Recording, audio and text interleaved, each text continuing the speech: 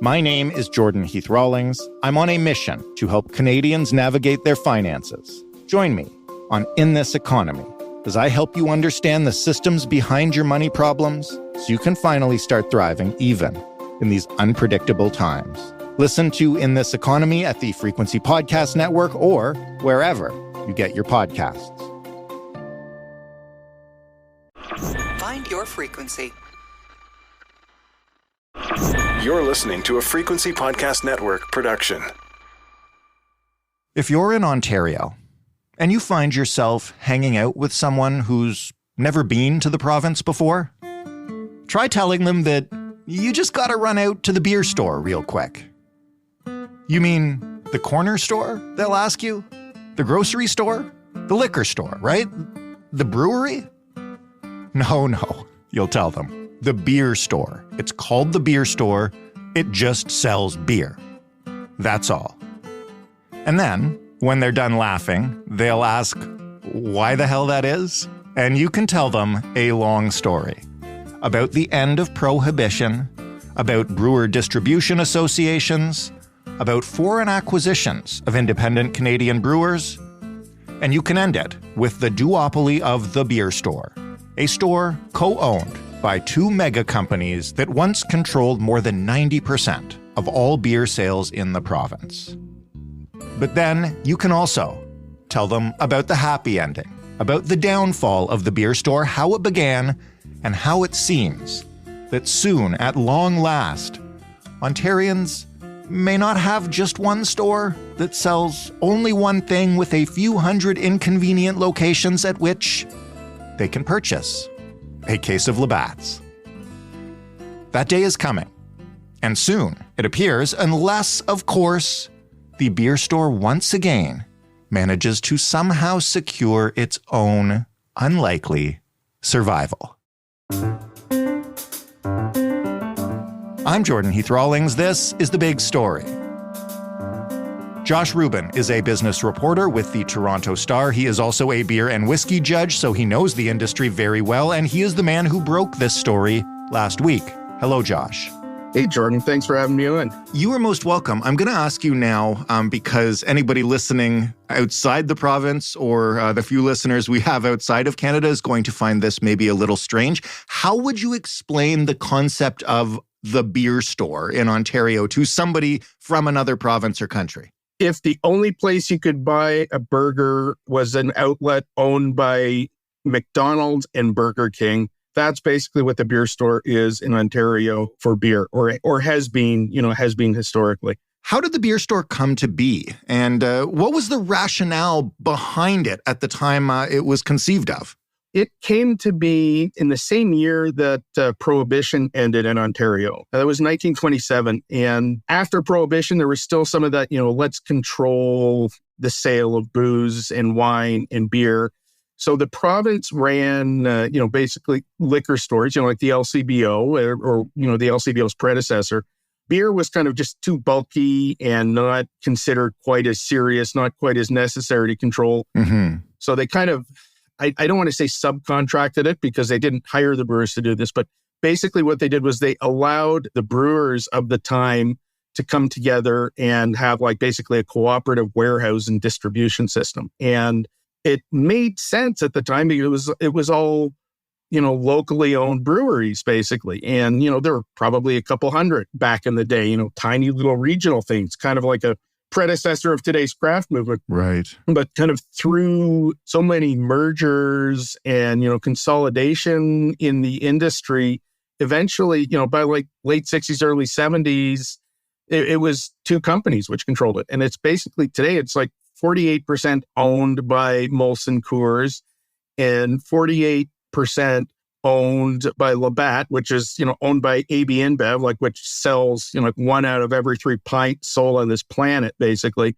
Sleeman, which is owned by Sapporo, controls the rest. So back in the day, it started out as a not completely insane concept. But it became an insane concept? Yeah. I think even the most ardent free marketeer understands the idea of a state or provincially run liquor store. They'll be pissy about it, but they understand the concept. But when you try to explain to people that we have a privately run duopoly, which is what it was. Like they used to control 90% of the beer sales in this province. It blows people's brains.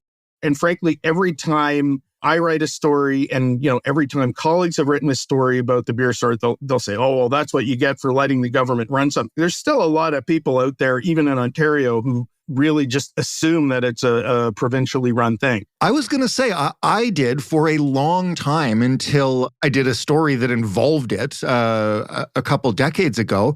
Growing up, I assumed that it was run exactly as the LCBO was, that it was just the beer arm of the LCBO. Yeah, I remember a former colleague of mine, Dana Flavel, did a couple of stories on it back in the day. And there were surveys, and there were pushing 50% of people in the province, would probably say, oh yeah, that's government run. I've heard people explain that to Americans in the street. It's like, okay, don't jump into a total stranger's conversation. You're going to look like a lunatic. So actually, sir, you may not be aware. Yeah, no, that's not going to go over well.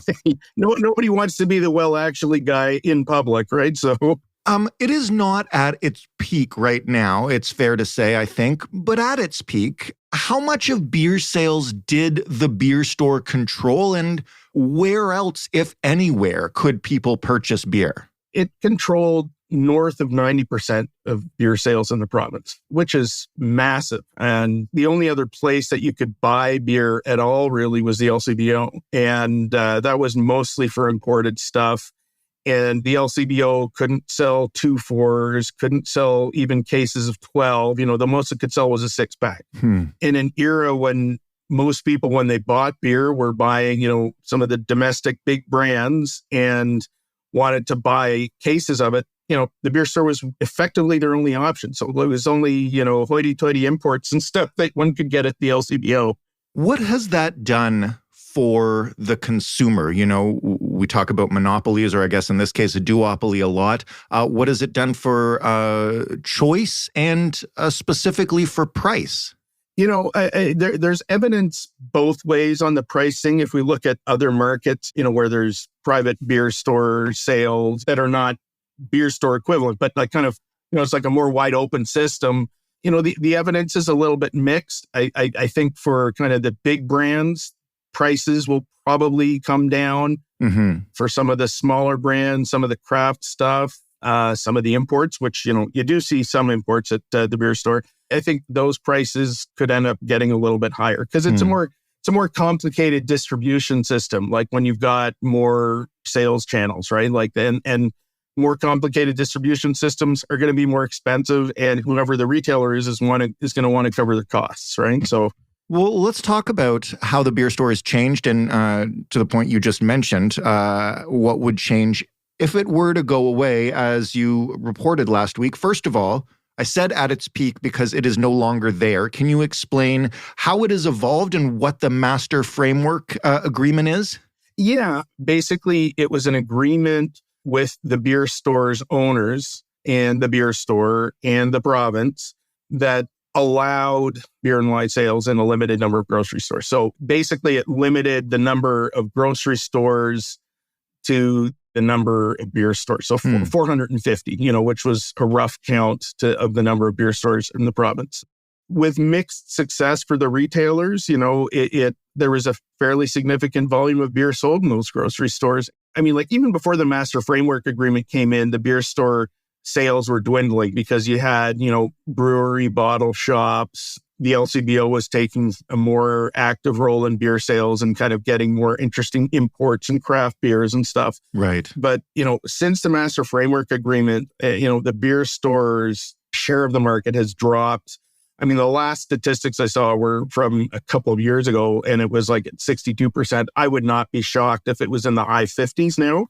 If the master framework agreement expires and it doesn't get renewed, which is, what the province is leaning towards, or, it's basically decided, but, haven't announced yet, it could be virtually unlimited competition for the beer store. So with very limited competition, their share of the market, already went down dramatically. So if you've got potentially every corner store in the province, or, a lot of, most grocery stores having beer sales, like, can the beer store survive as a retail entity? They're not going to vanish overnight, but their long-term future, I wouldn't bet the farm on.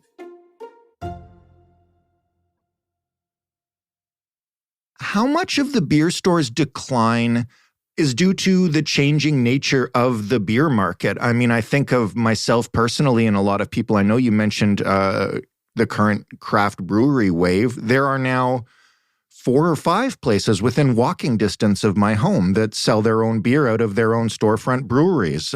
So even with the master framework agreement in place, there's a lot of choice out there now. It's a very fair question. I think some of it is generational.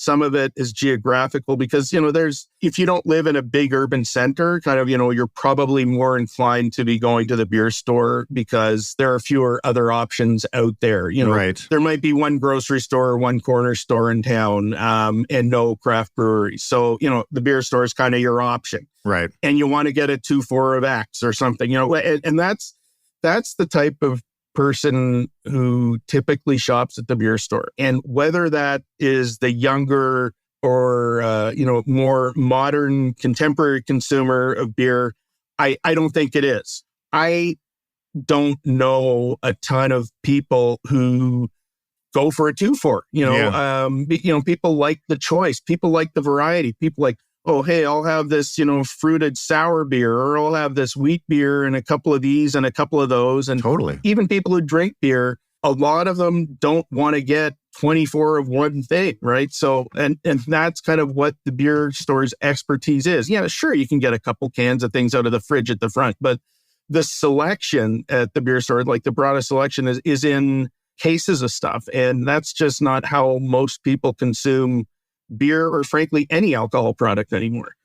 Tell me about the potential expiry of the master framework agreement. This is a story you broke last week. What would it specifically mean? And how long has this been in the works? I feel like Doug Ford has been talking about this for quite some time. Listen, David Peterson, tried to get beer and wine into corner stores, after the 1985 election, and the breweries kind of went completely bananas and, managed to, lobby and keep that from happening. The Master Framework Agreement is technically a 10-year agreement and can renew for another 10-year term. But it expires at the end of 2025, and the province has to give the breweries and the beer store 2 years notice if they're not going to renew it, right? So basically give them time to plan for the brave new world, right? So right. Doug Ford basically, introduced legislation in 2019, saying he was going to, rip it up effectively. And the brewery said, whoa, and fired a couple of rockets via legal letter to the province saying, you can't do this. We've got this signed agreement, yada, yada, and, threatened to sue.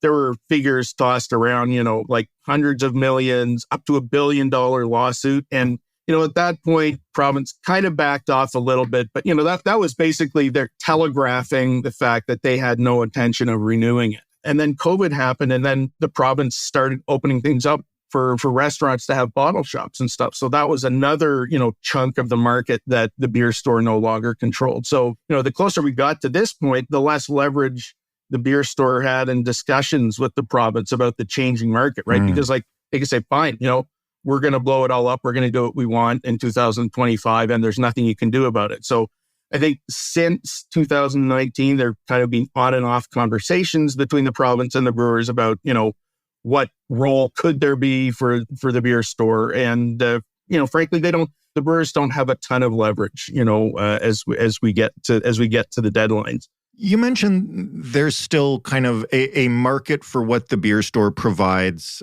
to a limited extent, but there's no way the beer store could survive the loss of that agreement, right?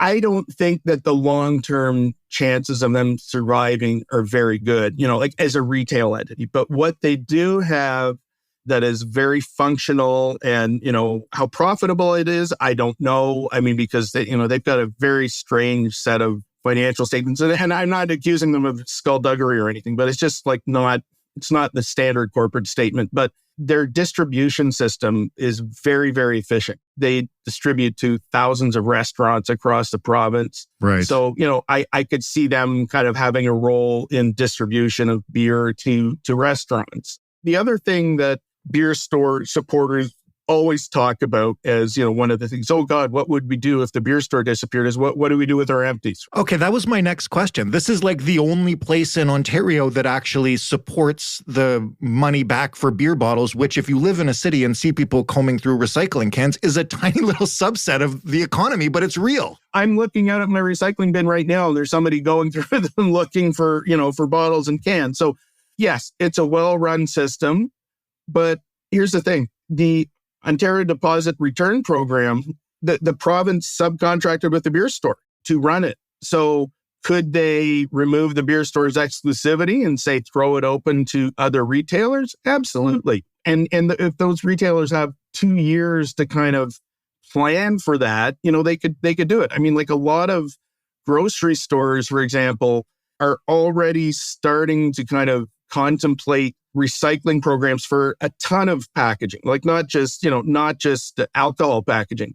Recycling is, I would argue, vital to the planet's future, but, it's kind of being built into consumer products now. Like there's a lot of talk about producer responsibility. Oh, we just did an episode on producer responsibility and the impact it's having or isn't having. It's an interesting way of looking towards the future.